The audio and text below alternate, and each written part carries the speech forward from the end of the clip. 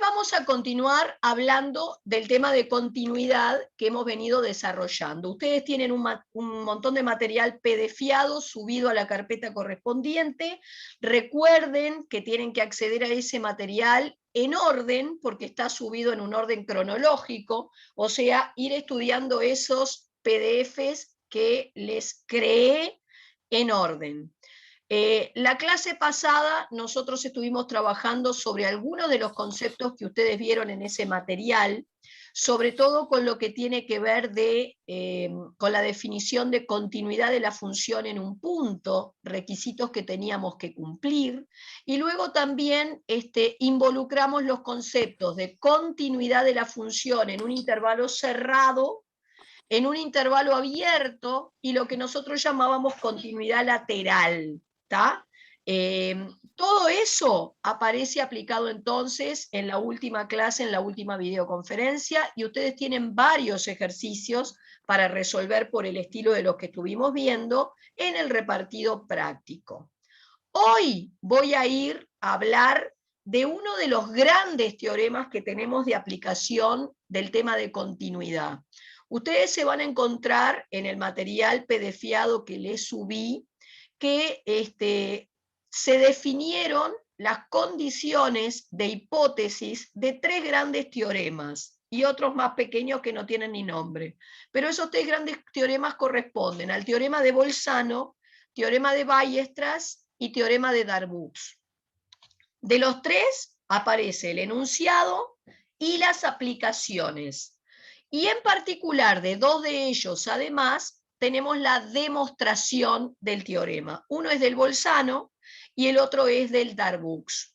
Solamente se les van a preguntar en las pruebas teóricas, vale decir, algún examen o parcial que tengan que dar, si es de naturaleza teórica, las demostraciones de esos dos teoremas que ustedes recibieron, la demostración correspondiente en el material PDFiado. No les voy a pedir que sepan la demostración del Weierstrass, por ejemplo, pero sí tienen que saber lo que enuncia ese teorema y cómo aplicarlo. ¿Está? Bien, entonces, voy hoy a hablar de uno de esos tres grandes teoremas, que es el teorema de Bolzano. Uno de los grandes teoremas sumamente útil, porque justamente es un teorema que me habla sobre la existencia de raíces de una función. Vamos a empezar por ver qué enuncia el teorema. Entonces, a grandes rasgos, el teorema dice así: si una función es continua en el intervalo cerrado AB y las imágenes de A y B, o sea, el f de A y el f de B, son de distinto signo, entonces la función tiene al menos, por lo menos, una raíz que cae en el intervalo abierto AB. ¿Está? Veamos cómo voy a interpretar lo que enuncia este teorema. Vuelvo a decir que la demostración de este teorema la tienen en el material PDFiado que se les subió. La buscan, está como un anexo o complemento. Bueno, ¿cómo lo interpreto este teorema? El teorema habla de que yo tengo que tener una función continua en un intervalo cerrado. Si ustedes recuerdan lo que vimos en la última clase, para que una función sea continua en un intervalo cerrado tenía que cumplir tres requisitos. Primero, ser continua en el intervalo abierto, lo cual implicaba ser continua en todos los puntos interiores a dicho intervalo. Segundo, ser continua en A por derecha y luego en B por izquierda. Estas dos últimas implicaban recordar la definición de continuidad lateral. Ahora ha llegado el momento, lo vamos a estar volviendo a repasar. Si yo cumplo entonces con que tengo una función continua en un intervalo cerrado y además en los extremos del intervalo el valor que toma la función es de distinto signo, o sea, el f de A de distinto signo que el f de B, entonces Bolzano te asegura que vas a encontrar por lo menos una raíz que cae dentro del intervalo abierto en cuestión. ¿Está? Por ejemplo, fíjense en el croquis que acabo de hacer. Ese croquis corresponde a una función que obviamente es continua en el intervalo cerrado AB. ¿Por qué? Porque aparentemente la idea intuitiva que teníamos de continuidad es que una función era continua en forma general si yo podía hacer el trazado de dicha función sin necesidad de levantar el lápiz de la hoja. Bueno, fíjense que el trazado de esta gráfica se puede hacer sin necesidad de levantar el lápiz de la hoja dentro de ese intervalo, por lo tanto, aparentemente la función sería continua allí y cumple con que el signo del f de A, en este caso es positivo, y el del f de B es negativo. Bueno, Bolzano habla de que por lo menos entonces tiene que existir un corte de esa función que cae dentro del intervalo en cuestión. ¿Tá? Esa es la interpretación geométrica. La importancia de este teorema es que, en definitiva, me va a permitir a mí detectar si una función tiene o no raíces dentro de algún intervalo que me nombren. Bien, vayamos directamente a explicar la utilidad de este teorema resolviendo el ejercicio que está propuesto. Comprobar que la ecuación x3 más x menos 1 igual 0 tiene al menos una solución en el intervalo cerrado 0,2. En caso de que exista, determinarla. Bueno, muy bien. En este ejercicio voy en busca entonces de raíces que estén dentro de determinado intervalo. Inmediatamente recopilo y veo que el teorema que me habla sobre la existencia de raíces en un intervalo es el bolzano. Entonces pienso que quizás pueda resolver el ejercicio haciendo uso de ese teorema. Entonces, si vos leíste un ejercicio y sospechás que para resolverlo tenés que aplicar tal o cual teorema, lo primero que haces es enunciar el teorema que supuestamente pensás vas a poder aplicar. Es decir, que en este caso pienso que voy a aplicar Bolzano y lo primero que hago es enunciarlo. Entonces, acá otra manera de escribirlo: si la función f de x es continua en un intervalo cerrado a b y f de a por f de b es menor que 0, fíjense que si el producto del f de a por f de b es menor que 0, en otras palabras me estás pidiendo que tengan distintos signos. Así que esta es otra manera en que puede aparecer la condicionante de que la función tome en los extremos del intervalo distintos signos. Entonces, va a existir al menos un C perteneciente al intervalo abierto a B, tal que f de C es 0. En otras palabras, va a existir por lo menos una raíz de la función que va a caer en dicho intervalo. Eso es lo que dice Bolzano. Entonces, vamos a ver si realmente puedo aplicar este teorema a mi ejercicio. Entonces, fíjense que la función de estudio de ustedes, la función a la cual le quiero determinar raíces, sería x3 más x menos 1. O sea, mi función de trabajo, x3 más x menos 1. Para que pueda aplicar Bolzano, tengo que cotejar entonces que cumple con que es continua en el intervalo mencionado, que era el 0,2, y luego que en los extremos la función toma distintos signos. Bueno, empecemos. ¿Será mi función continua en el intervalo 0,2? Y entonces aquí voy a recordar la definición de continuidad en un intervalo cerrado. Para que la función sea continua en un intervalo cerrado, tenía que cumplir 3 requisitos.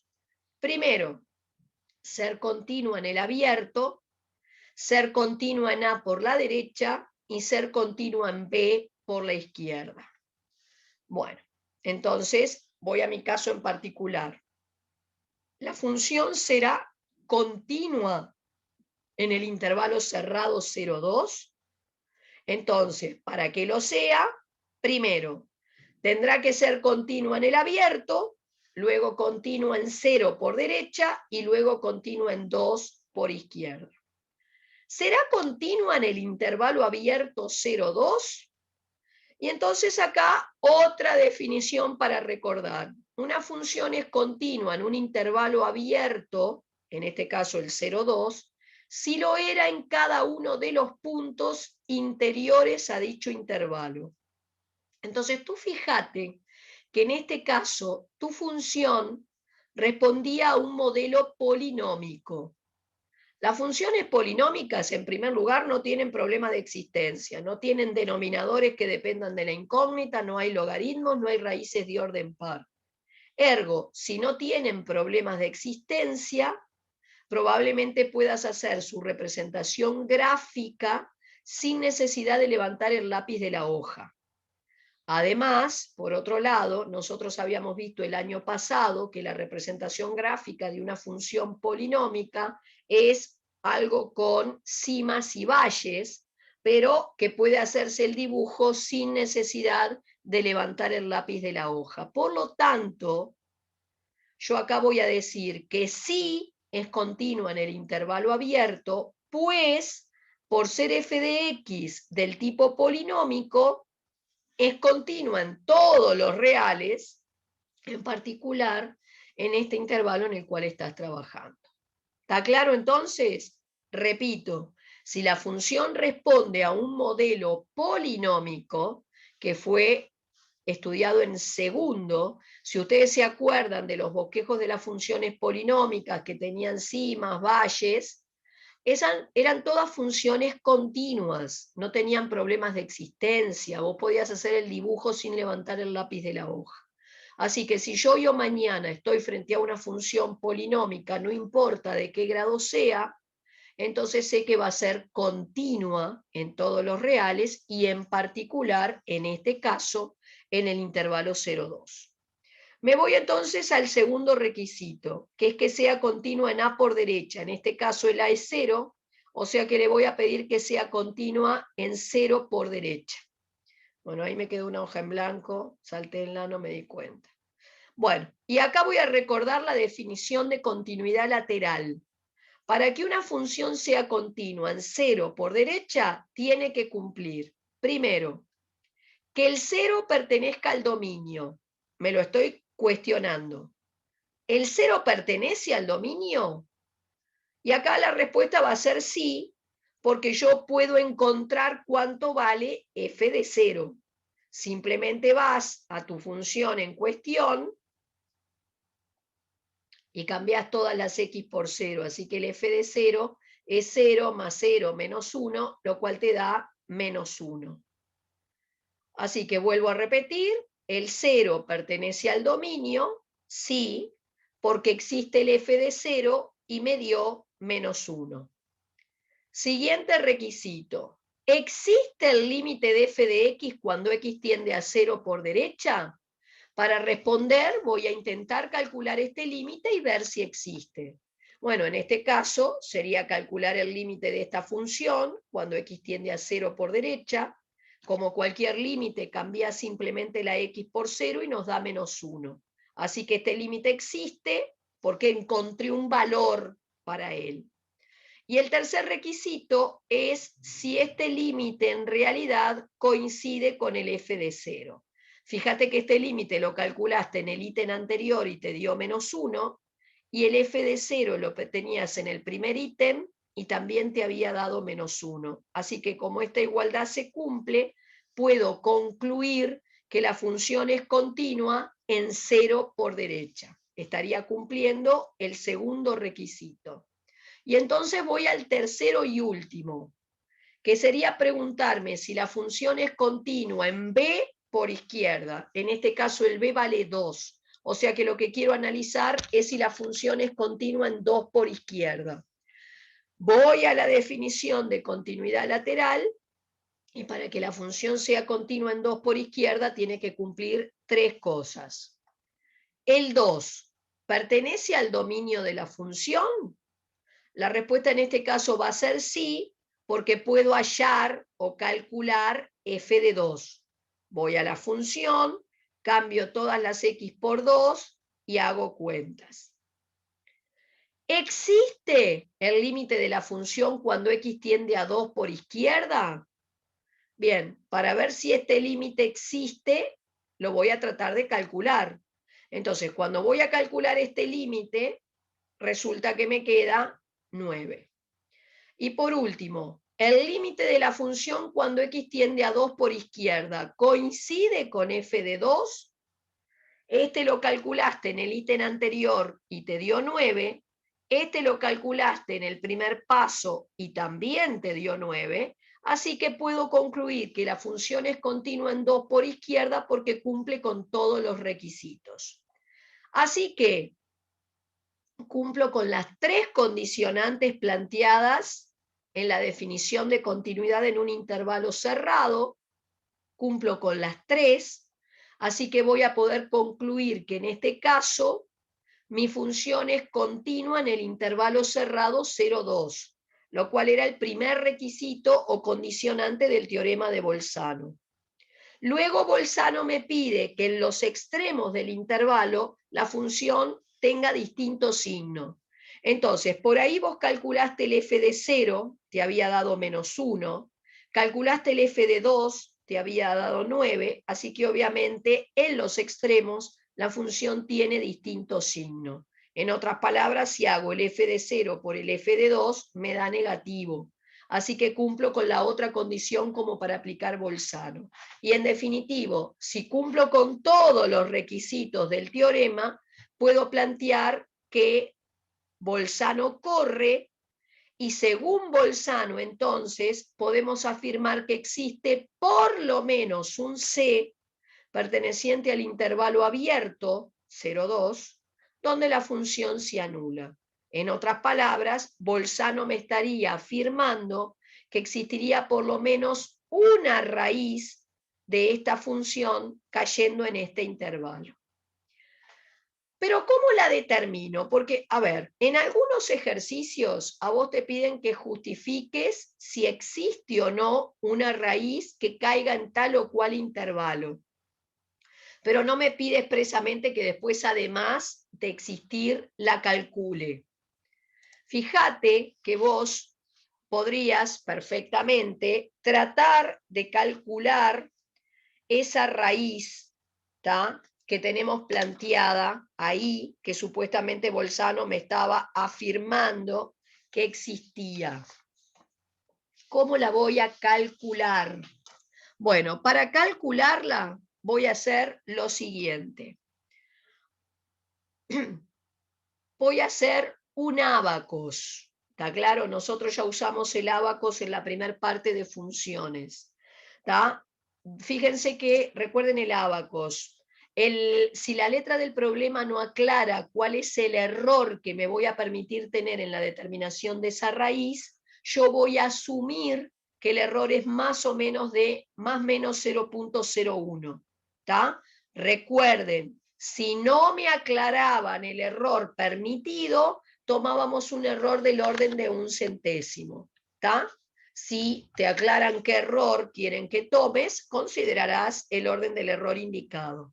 Y entonces lo que voy a hacer es lo siguiente, voy a trazar un eje real grande, esto bien grande, acuérdense que el tanteo de raíces por el ábacos convenía que el esquema fuera bien amplio para que después no me quedara todo muy apretado. Entonces coloco los extremos del intervalo. Yo sé que cuando calculé f de 0 me dio -1, o sea que acá tengo en 0 un apartamiento por defecto, como el resultado del cuenterío cuando cambiás la x por 0 te dio negativo, significaba que tenías un apartamiento por defecto, todavía no había llegado al 0 que busco.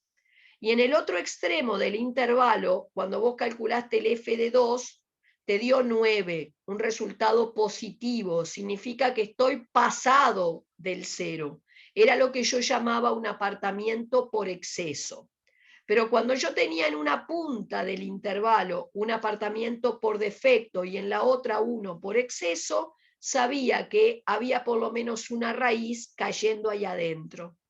Y lo que hacíamos era tomar el punto medio, entre 0 y 2 es 1, hallar f de 1, y ahora el cuenterío me da 1. Sigo teniendo un apartamiento por exceso, pero menor que el que tenía en 2. Entonces ahora te pasabas a quedar con el intervalo 0, 1, donde en una punta tengo apartamiento por defecto y en la otra por exceso, pero de menor cuantía que lo que tenía con el 2. O sea que ahora sé que la raíz está acá.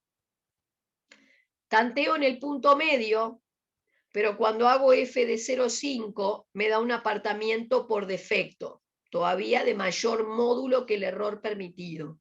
Pero ahora te quedás con este extremo, apartamiento por defecto de menor cuantía que este, y sigo con el otro, la otra puntita donde tenía el apartamiento por exceso. Tomo punto medio, valúo lo que te daría la función en ese extremo y sigo teniendo un apartamiento por exceso, pero de menor cuantía que el que tenía con el 1, así que ahora te quedás en el intervalo 0,7505, tanteo en el punto medio, y así seguíamos como lo vimos en el ábacos, hasta que por acá, con este valor, el resultado del cuenterío me dio esto, y esto difiere de 0 en menos del error permitido, que era 0,01. Entonces, como el error es, este valor obtenido es menor que el error permitido, voy a aceptar a este valor como el C que estoy buscando. Ahora, antes de continuar, ¿vos me podrías decir si había un solo C, o capaz que había más de un probable C cayendo en ese intervalo? ¿Cómo podría yo de alguna manera asegurarme si mi función tenía en realidad un solo valor de C, un solo valor de raíz que caía en el intervalo 0,2, o capaz que había más de uno? Porque Bolzano solamente me dice que si cumplo con todos los requisitos, hay por lo menos un C. Si hay más de uno, no me lo dice Bolzano. Bolzano me dice que hay por lo menos uno. ¿Cómo podría yo hacer si quisiera saber si hay uno solo o hay más de uno? Bueno, voy a pasar a compartir mi cuaderno momentáneamente. Y acá yo te hice el croquis de una función continua, aparentemente en el intervalo AB, porque puedo hacer el trazado de la función en ese intervalo sin necesidad de levantar el lápiz de la hoja. Y esa función en particular corta 3 veces al eje de las X dentro del intervalo. O sea que esta función cumplía con los requisitos del Bolzano, era continua en el intervalo cerrado y tenía un f de A con distinto signo que el f de B. Cumplía Bolzano me decía que había por lo menos un C. Bueno, acá en realidad había 3 C. Entonces, ¿cuál es la diferencia entre esta y la que yo hice hoy al empezar el croquis, que también era el dibujo de una funcioncita que cumplía con las condiciones del Bolzano? Supongamos que quiero justificar que hay un solo C. Para que haya un solo C, a ver, vayamos de nuevo a mi cuaderno.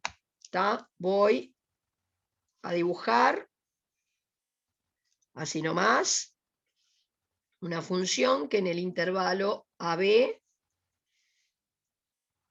¿está? Pongámosle, era así. ¿Está? Esa función dentro del intervalo tiene un solo C.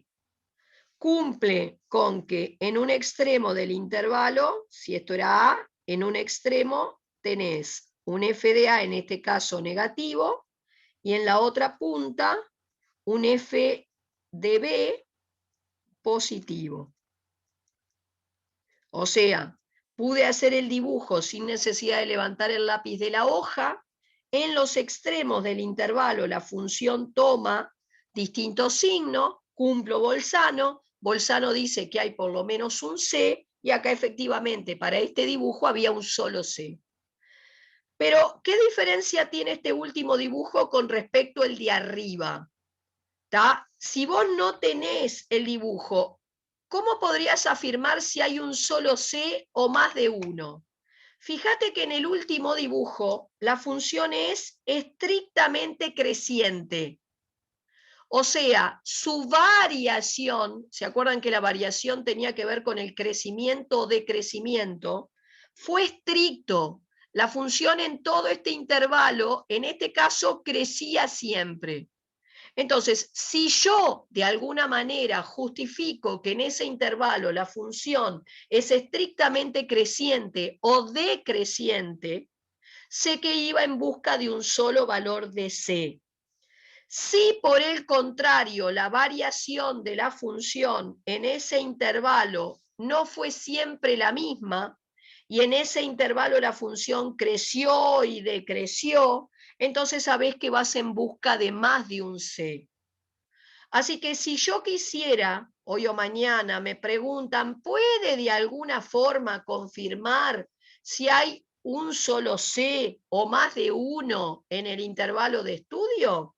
Y bueno, yo me rumbearía hacia el lado de tratar de analizar también la variación de la función y si de alguna manera puedo afirmar que la función es estrictamente creciente o decreciente en el intervalo de trabajo, entonces voy a poder afirmar que existía un solo C, no por lo menos uno, como dice Bolzano.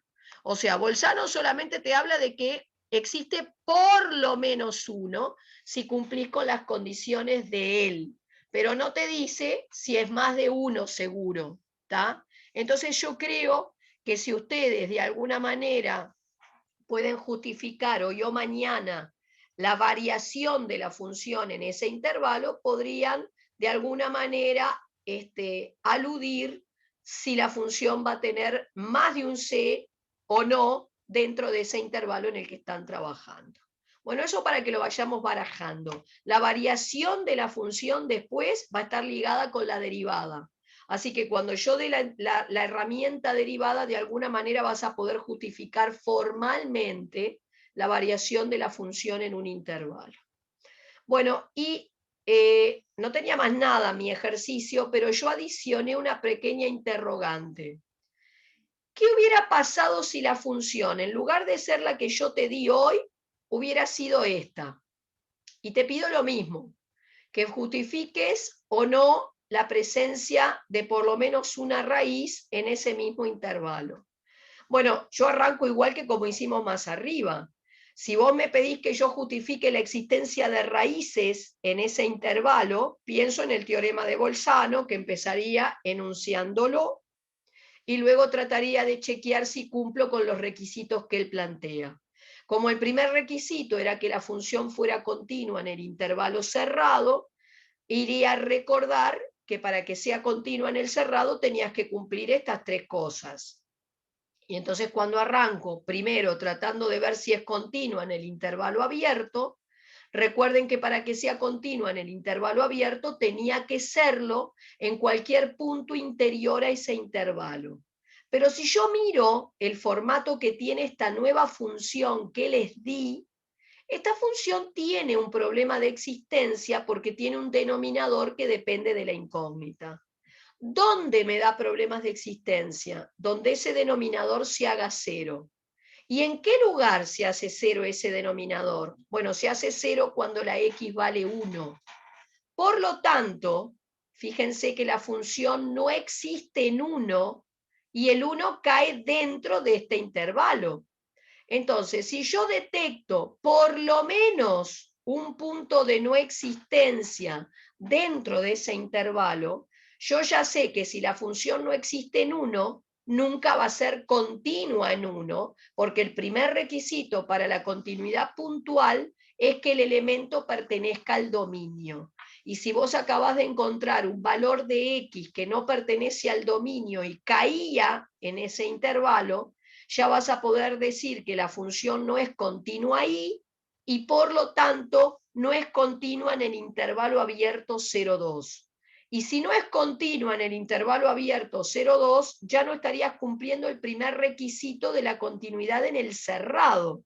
y ya no tengo que seguir, porque si ya no cumplo con el primer requisito, ya te basta para decir que no es continua en el intervalo cerrado 0,2, y entonces no vas a cumplir nunca con las condiciones de Bolzano. Y si no cumplo Bolzano, no voy a tener nada que me afirme si existe o no por lo menos una raíz que cae ahí dentro. ¿Está? O sea, no tengo nada que me afirme si existe o no una raíz que caiga acá adentro. Tampoco me dice que no exista.